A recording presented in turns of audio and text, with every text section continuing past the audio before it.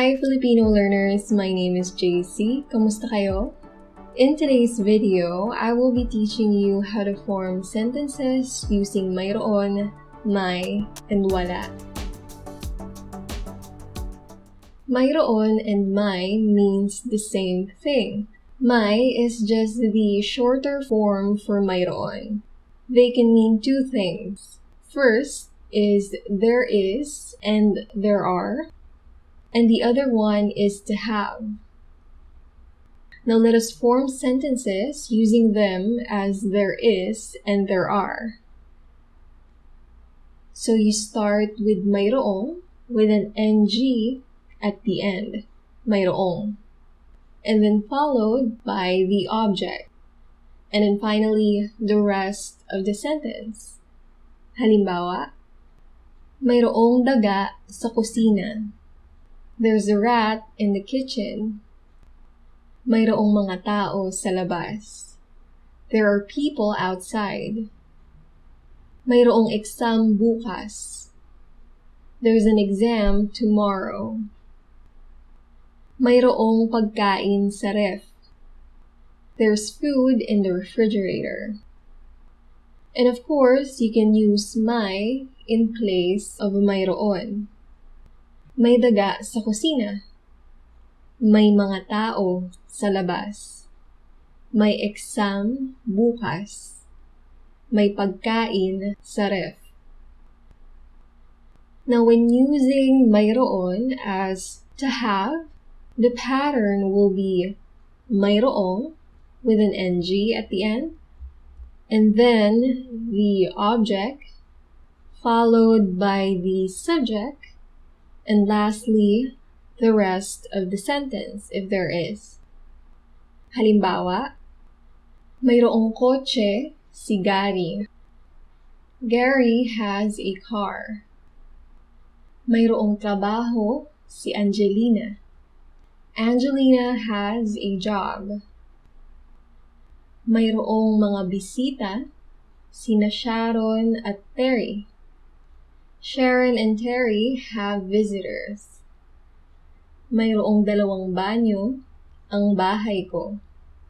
My house has 2 bathrooms.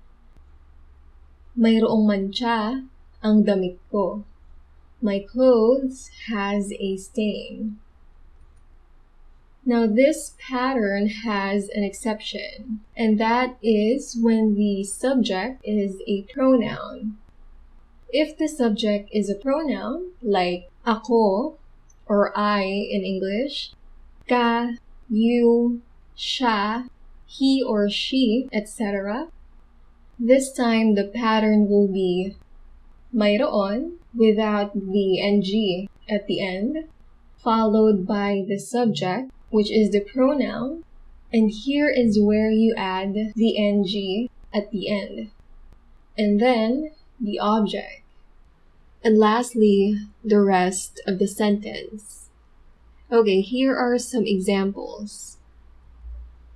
Mayroon kang asawa. You have a wife or you have a husband.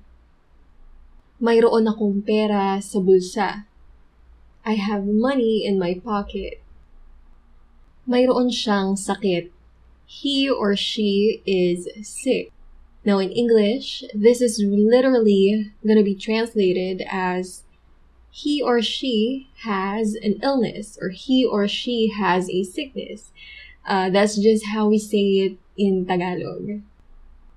Another one, mayroon tayong klase. We have a class. Mayroon silang mga anak. They have kids. If you've noticed, we add the NG at the end of the word that is right before the object. Right now, the word before the object is the pronoun or the subject, and that's why NG was added at the end of it. Earlier, on our previous examples, the NG was added to mayroon because on those examples, mayroon is followed by the object. The reason for this is because NG is an object marker.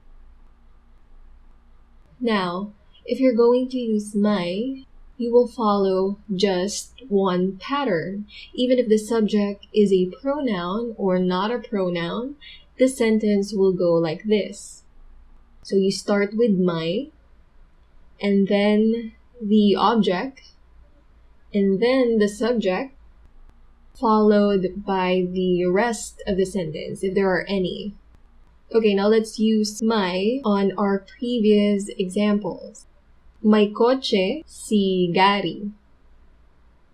May trabaho si Angelina. May mga bisita sina Sharon at Terry. May 2 banyo ang bahay ko. May mancha ang damit ko. May asawa ka.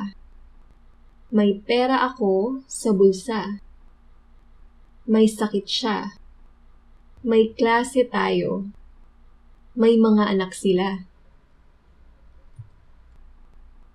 Wala is the complete opposite of may and mayroon.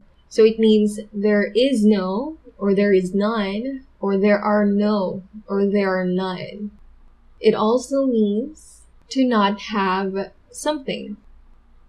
If you're going to use wala as there is no or there are no, you will follow this pattern.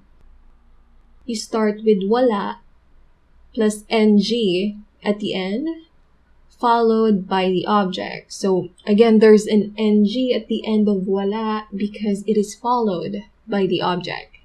Okay, and then you add the rest of the sentence at the end. Halimbawa, walang tao sa bahay. There is no one home, or there's no people at home. Walang mga libro sa lamesa. There are no books at the table. Walang signal sa probinsya. There is no signal in the province, or there's no reception in the province. Walang tissue sa banyo. There's no tissue paper at the bathroom. Okay, and lastly, if you're gonna use wala as has no or have no, you will follow this pattern. You start with wala, with an ng at the end, walang, followed by the object, and then the subject, and lastly, the rest of the sentence, if there are any. Halimbawa, walang bahay si Vanessa.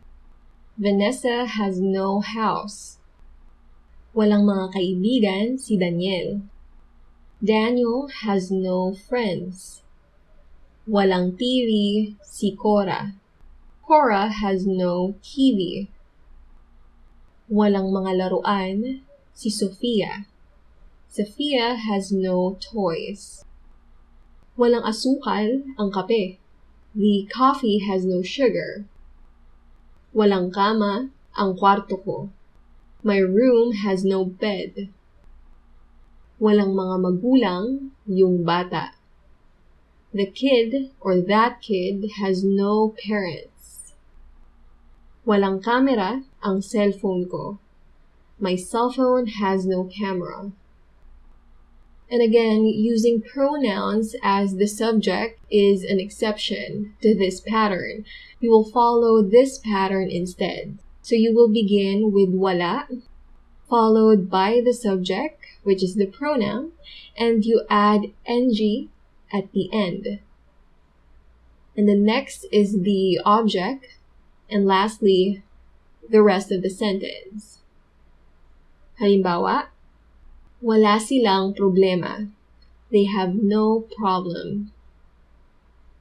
Wala kaming mga aso. We have no dogs. Wala akong barya.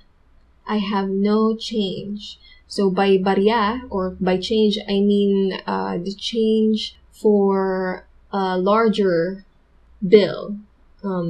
Like barya sa 20 or change for 20. Okay, next one. Wala siyang kapatid. He or she has no siblings. Well, that is it for today. If you like this, please give us a thumbs up. And for more videos like this, you may subscribe to this channel. Salamat sa panonood. Sa susunod ulit. Paalam.